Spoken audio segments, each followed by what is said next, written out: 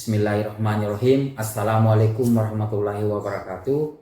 Perkenalkan, saya Dr. Muhammad Ramli SIMM, dosen Fakultas Bisnis Universitas Megabuana Palopo pada program studi Sarjana Kewirausahaan. Pada kesempatan kali ini, ada beberapa mata kuliah yang saya ampu pada program studi Sarjana Kewirausahaan. Salah satu mata kuliah yang saya ampu adalah mata kuliah penciptaan usaha baru. Pada mata kuliah ini, ada pencapaian pembelajarannya, yaitu pada program studi. Yang pertama, mengintradisasikan semangat kemandirian berwirausaha mahasiswa. Yang kedua, menguasai konsep dasar, teori dasar tentang pengelolaan bisnis dan praktek manajemen dalam skala nasional maupun internasional dan global. Ketiga, mampu membangun, menjalankan, dan melangsungkan usaha mandiri dalam berbagai bidang industri, khususnya di industri kreatif, dengan menerapkan prinsip-prinsip kewirausahaan yang berakar pada kearifan lokal dan nilai-nilai kemanusiaan universitas. Adapun capaian pembelajaran khusus pada mata kuliah ini, yang pertama diharapkan mahasiswa untuk mampu memahami proses penciptaan baru, bagaimana mahasiswa mulai merancang perancangan ide baru serta mengembangkan ide dan gagasannya terkait dengan peluncuran usaha baru. Yang kedua, mahasiswa mampu menerapkan kerangka berpikir serta menyusun alat rancangan berbisnis untuk membuat produk yang berkelanjutan. Yang ketiga, mahasiswa mampu menemukan gagasan terbaru di mana mahasiswa mampu untuk melakukan rancangan usaha serta bagaimana mahasiswa meluncurkan usaha sesuai dengan kebutuhan dan keinginan yang dibutuhkan konsumen dan pasar. Deskripsi singkat pada mata kuliah penciptaan usaha baru, di mana penciptaan usaha baru ini merupakan mata kuliah yang ditawarkan untuk membantu mahasiswa merancang, mempersiapkan diri, membentuk suatu usaha dari skala kecil menjadi skala besar dan dilaksanakan secara mandiri. Selain itu, mata kuliah ini membahas pencarian ide, formulasi unit usaha, peluncuran usaha baru, hingga pemenuhan aspek hukum bisnis yang ada di Indonesia maupun di luar negeri. Pada mata kuliah ini, mahasiswa juga diharapkan untuk mampu mempelajari penciptaan usaha baru melalui pendekatan teoritis, melakukan praktek secara langsung, serta mahasiswa bertemu langsung para pengusaha sukses untuk menceritakan pengalaman dan kiat usahanya. Selain itu, pada mata kuliah ini, mahasiswa diharapkan untuk bisa menyusun rancangan usaha dari awal sampai akhir.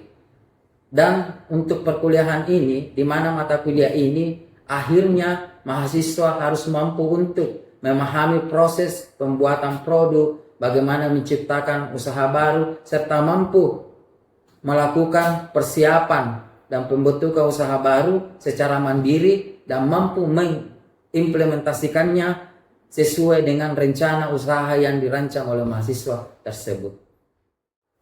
Adapun beberapa referensi yang kami gunakan pada mata kuliah ini, tentunya referensi dari hasil penelitian dosen dan hasil pengabdian masyarakat dosen. Salah satu hasil pengabdian dan penelitian yang dijadikan referensi adalah dengan judul penelitian pengaruh biaya produksi terhadap pendapatan pengrajin tenun di Kabupaten Bulukumba, di mana dosen tersebut melakukan penelitian di Bulukumba terkait dengan pendapatan. Selain itu, adapun buku yang dituliskan oleh Suryana pada tahun 2013 itu adalah Kewirausahaan Kiat dan Proses Menuju Sukses di edisi keempat yang diterbitkan di Salemba 4. Ini salah satu juga referensi yang kami gunakan, tapi kami lebih memperkuat referensi yang berasal dari dosen Fakultas Bisnis Universitas Megabuana Palopo. Salah satunya adalah dengan penelitian yang dilakukan oleh Muhammad Ramli bersama dengan teman-teman dengan judul Komitmen Organisasi Terhadap Peningkatan Kinerja Karyawan, dan adapun juga buku ajar yang diterbitkan yaitu Pengantar Ekonomi dan Bisnis. Nah, ini menjadi referensi yang digunakan di perkuliahan ini. Adapun beberapa referensi lain itu bisa dilihat di rencana pembelajaran RPS pada mata kuliah penciptaan usaha baru. Media pembelajaran kami gunakan yaitu Windows, PowerPoint, serta menggunakan laptop, LCD, whiteboard, spidol, dan pointer. Selain itu kami juga melakukan proses pembelajaran dengan pemutaran video YouTube. Video yang diputar adalah video terkait dengan perjalanan para pengusaha-pengusaha sukses yang ada di Indonesia dan di luar negeri untuk bisa memicu mahasiswa lebih semangat untuk menjalankan perkuliahan dan bisa memotivasi mahasiswa untuk bisa mengikuti jejak-jejak para pengusaha-pengusaha sukses yang ada di video yang kami putarkan selama proses pembelajaran. Video yang pada mata kuliah penciptaan usaha baru, mata kuliah ini diampu oleh 2 dosen. Kami mengajar tim teaching, di mana dosen yang pertama itu saya sendiri, Dr. Muhammad Ramli SIMM, dan dosen yang kedua Bapak Arianto Dangkeng SIMM. Adapun indikator dan kriteria penilaian pada mata kuliah penciptaan usaha baru, pertama, kehadiran 50%, kedua, ujian tengah semester 15%, ujian akhir semester 15%, dan penugasan 20%. Adapun beberapa materi pembelajaran pada mata kuliah penciptaan usaha baru: 1. Ruang lingkup disiplin usaha. 2. Konsep dan konteks kewirausahaan. 3. Karakter dan nilai-nilai kewirausahaan. 4. Kewirausahaan dan peran kewirausahaan. 5. Jenis dan fungsi kewirausahaan. 6. Kreativitas dan inovatif. 7. Rencana bisnis atau rancangan bisnis plan. Ke-8. Pelaksanaan ujian tengah semester. Materi ke-9, ide bisnis. Materi yang ke-10, kewirausahaan dan teori-teori kewirausahaan. 11, uji kelayakan bisnis. 12, strategis pemasaran. 13, konsumen dan produsen. Ke-14, strategis operasional usaha baru. Yang ke-15, presentase bisnis plan oleh mahasiswa. Dan yang ke-16, ujian akhir semester dengan mahasiswa melakukan ekspor produk di produk yang diciptakan di hasil mata kuliah penciptaan usaha baru. Dalam pelaksanaan pembelajaran pada mata kuliah penciptaan usaha baru, kami melakukan proses pembelajaran di dalam ruangan, berinteraksi dengan mahasiswa dengan menggunakan fasilitas yang ada di kampus. Selain proses pembelajaran di dalam kelas, kami pun melakukan pendampingan praktik mahasiswa di inkubator bisnis dengan praktek produk yang dihasilkan oleh mahasiswa. Praktek tersebut dilaksanakan di inkubator bisnis. Untuk itu, selamat menyaksikan video pembelajaran di dalam ruangan atau di dalam kelas, interaksi dosen dan mahasiswa, dan selamat juga menyaksikan proses video praktek pembelajaran di inkubator bisnis Fakultas Bisnis Universitas Megabuana Palopo. Bismillahirrahmanirrahim. Assalamualaikum warahmatullahi wabarakatuh. Waalaikumsalam warahmatullahi wabarakatuh. Alhamdulillah, kita masih diberikan kesehatan untuk bisa bertemu di pertemuan hari ini, di mana kita masih diberikan kesehatan oleh Allah Subhanahu wa Ta'ala, sehingga kita masih bisa melaksanakan proses perkuliahan di dalam ruangan. Nah, untuk itu, seperti yang saya sampaikan minggu lalu, bahwa minggu ini kita akan membahas terkait dengan penyusunan rencana usaha. Nah, sebelum itu mungkin di penyusunan rencana usaha ini, sebelum masuk di materinya, sebelum mungkin kita akan sedikit mereview terkait dengan materi yang disampaikan minggu lalu. Nah, untuk itu mungkin ada beberapa orang yang menyampaikan terkait dengan mereview materi yang telah disampaikan minggu lalu. Ya, oke, silakan sebut nama, perkenalkan namanya siapa dan disebut apa hasil review minggu lalu. Silakan berdiri. Assalamualaikum warahmatullahi wabarakatuh. Waalaikumsalam warahmatullahi wabarakatuh. Perkenalkan, nama saya Markus Binet. Jadi materi minggu lalu itu tentang pengembangan bisnis. Nah, pengembangan bisnis itu kayak kalau kita ingin mengembangkan bisnis, pastinya kita itu adalah merupakan suatu kegiatan, di mana kegiatan itu untuk mengembangkan bisnis kita harus menganalisis atau mencari inovasi baru untuk produk kita, agar kedepannya itu konsumen lebih tertarik kepada produk kita. Oke, hapus dulu. Jadi terkait dengan pengembangan di bisnis itu bisa muncul dalam diri kalian ketika kalian berani untuk mengeluarkan ide tersebut. Bagaimana cara mengeluarkan ide tersebut adalah dengan cara kalian harus kreatif dan bisa melihat beberapa contoh produk yang telah jadi atau produk yang sudah ada di sekitar kita. Oke, saya kira itu reviewnya. Sekarang kita masuk di penyusunan rencana usaha. Nah, penyusunan rencana usaha ini biasa disebut dengan business plan. Ya kan, kalian sudah pernah dengar terkait dengan business plan.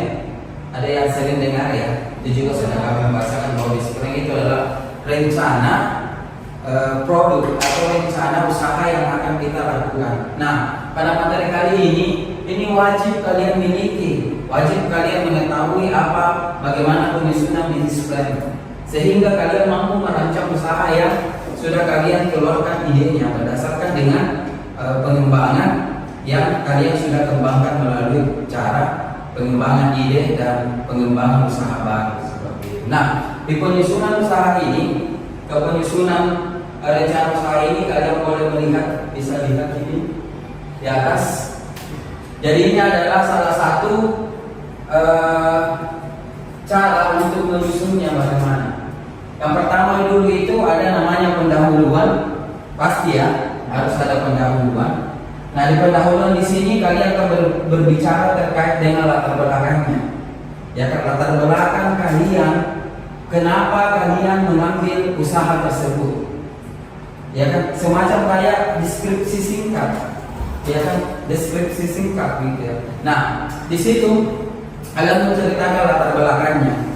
Ya kan, apa latar belakang sehingga kalian mengambil usaha tersebut. Ya kan, nah latar belakang tersebut kalian kembangkan. Nah, setelah itu kalian berbicara terkait dengan modus memulai usaha baru. Ya kan? Modus memulai usaha baru di sini adalah bagaimana kalian punya metodologi atau cara untuk bisa menyampaikan bagaimana langkah kalian untuk memulai usaha tersebut. Tapi dia berbicara awalnya dulu di latar belakang. Ya kan? Setelah itu ada namanya starting, start awal. Ya kan, setelah awal tersebut kalian akan sudah mulai melakukan bisnis tersebut. Ya kan, sudah mulai melakukan bisnis tersebut. Ya kan, berikutnya ada namanya bayinya, ada namanya posisinya, ada namanya business plan atau feasibility study serta format business plan dan penutup. Nah, di sini sebenarnya modus memulai usaha baru, kita akan berbicara terkait dengan bagaimana membentuk dan mendirikan usaha itu sendiri sebenarnya. Karena kalau dilihat dari keterangan di atas itu adalah bagaimana kalian mampu proses mengeluarkan ide gagasan kalian, ya kan, bisa dilihat bagaimana kalian mampu untuk menggunakan modal serta manajemen organisasi yang dirancang sendiri. Ya kan, jadi kalian sendiri yang merancang bagaimana manajemennya, ya kan, bagaimana proses pembuatan produknya, di mana tempatnya, kapan, waktunya di mana, berapa harganya, dijual sama siapa. Itu semua adalah contoh manajemen yang kalian buat sendiri, ya kan. Jadi di business plan tersebut sudah terancang sendiri karena itu adalah milik kalian, gitu ya kan. Berikutnya ada namanya starting ya. Nah, starting di sini dia mengarah kepada bagaimana seseorang mampu mencari peluang usaha sebenarnya. Ya karena di peluang usaha tersebut ada namanya ide generation. Nah, ide ini sebenarnya dia masuk dalam beberapa kompetensi. Ya kan, jadi ide gagasan kalian itu masuk di sini.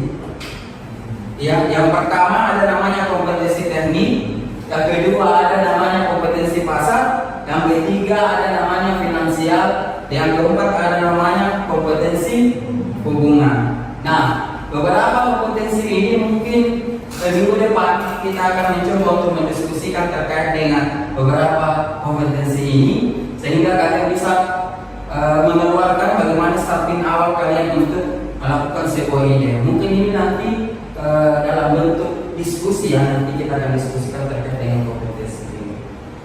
Gitu. Ada yang mau ditanyakan? Silakan. Atau dilanjut saja dulu ya, baru kita nanti sesi diskusinya bagaimana. Itu mungkin atau bertanya dulu saja supaya bisa dijelaskan ya. Silakan.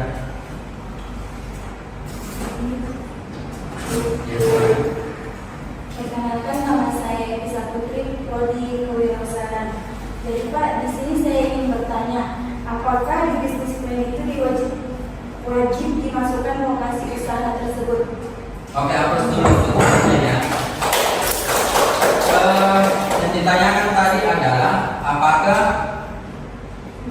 Bisnis plan itu wajib dimasukkan lokasi? Wajib ya. Kenapa? Karena lokasi itu orang akan bertanya di mana produk tersebut kalian jual. Jadi di dalam rencana bisnis plan kalian atau ide gagasan kalian itu memang wajib dimasukkan tempat, ya kan, alamatnya di mana, ya kan, itu semua sudah masuk di brosur kalian nantinya. Yang itu wajib di mana tempat produksinya seperti itu. Nah kalau misalnya kalian tidak memasukkan tempat dan alamatnya, bagaimana kalian bisa mengetahui itu? Ya kan, otomatis harus dan wajib untuk disampaikan seperti itu. Dan lebih jelasnya itu harus dibahasakan di bisnis plan kalian seperti itu. Berbicara dulu tambahan terkait dengan di sini di aspek sumber daya manusianya, ya kan? Bisa dilihat. Nah, di aspek sumber daya dari pertanyaan itu bisa memicu di sini sebenarnya dari aspek sumber daya manusia. Nah, informasi terkait dengan itu bisa dilihat dari rencana kebutuhan karyawan atau pegawai.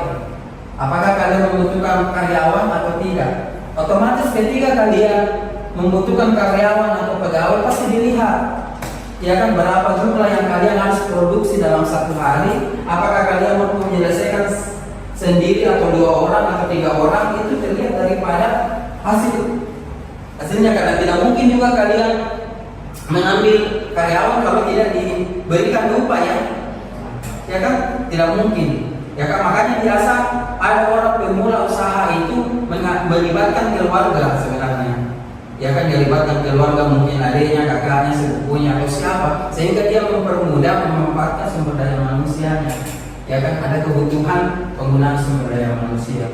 Terus ada namanya kualifikasi karyawan yang dibutuhkan. Itu tadi yang saya bahasakan, bahwa berapa karyawan yang kalian butuhkan tergantung daripada tingkat produksi produk yang kalian buat sebenarnya seperti itu. Berikutnya adalah biaya sumber daya manusia yang meliputi ini tadi yang saya bahasakan: gaji, honorarium, insentif, dan tunjangan atau bonus. Ini beda ya, walaupun uang semua ini, tapi beda, ya kan. Gaji itu beda, honorarium itu beda, insentif itu beda, tunjangan itu beda, bonus itu beda. Yang mana itu gaji?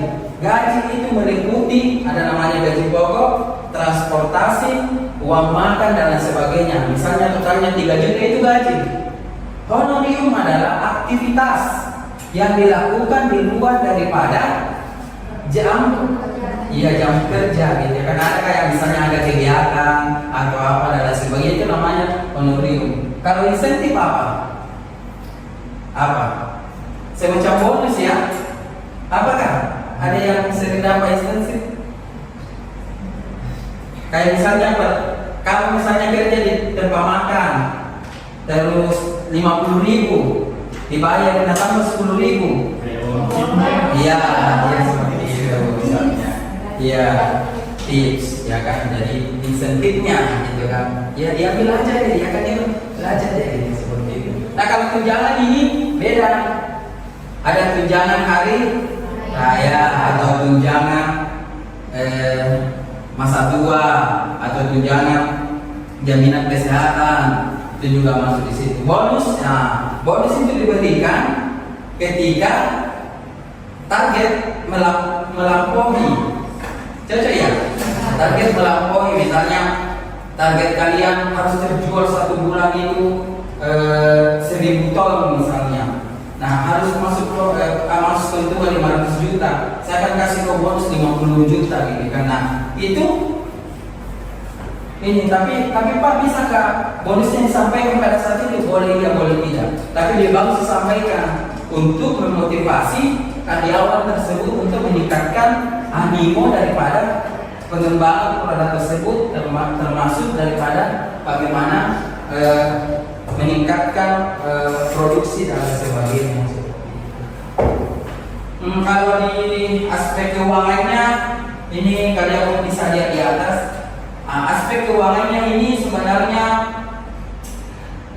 dengan mendasari pembuatan proyek laporan keuangan sebenarnya. Tapi proyek laporan keuangannya itu bisa dilihat untuk 1 tahun 12 kali proyek per 1 bulan. Paham yang dimaksud ini? Untuk 1 tahun itu kan 12 bulan ya, dalam 1 tahun berarti dia bisa 12 kali proyek saja dalam per bulan ceritanya. Berarti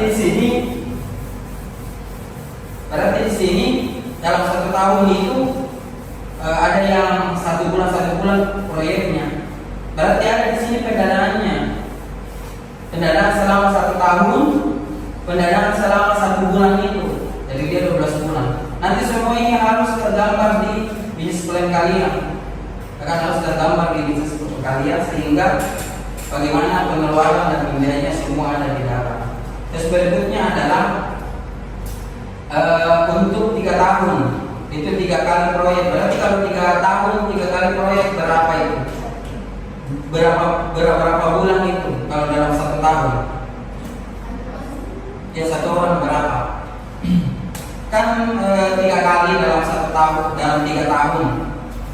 3 tahun. Jelas ini. Iya, kenapa 12 bulan kan?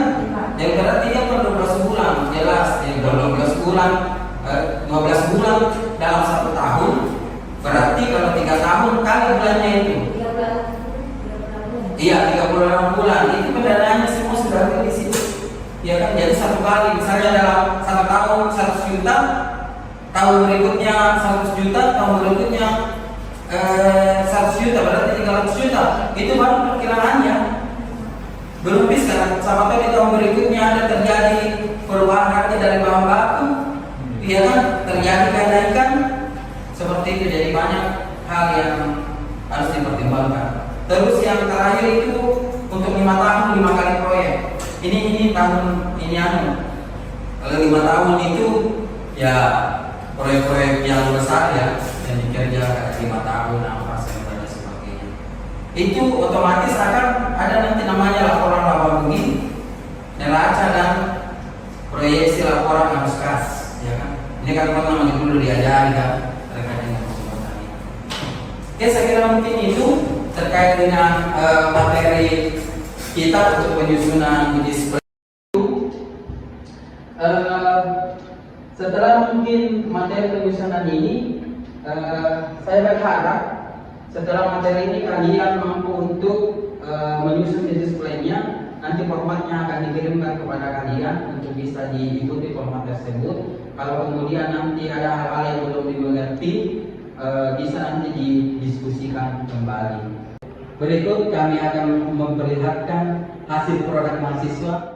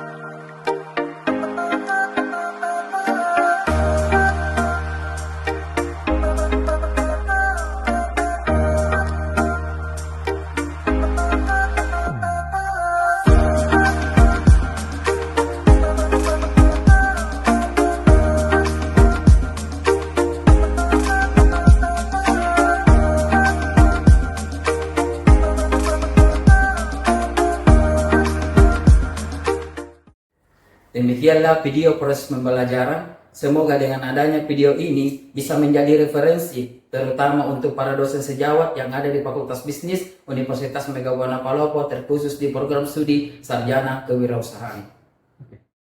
Serta ke depan bisa memotivasi mahasiswa untuk meningkatkan kemampuannya di berwirausaha dan kemampuannya untuk mengeluarkan ide-ide untuk menjadi berbisnis yang handal di bidang masing-masing. Pesan, tetap menjadi mahasiswa terbaik, tetap menjadi orang baik, tetap menjadi orang bermanfaat. Assalamualaikum warahmatullahi wabarakatuh.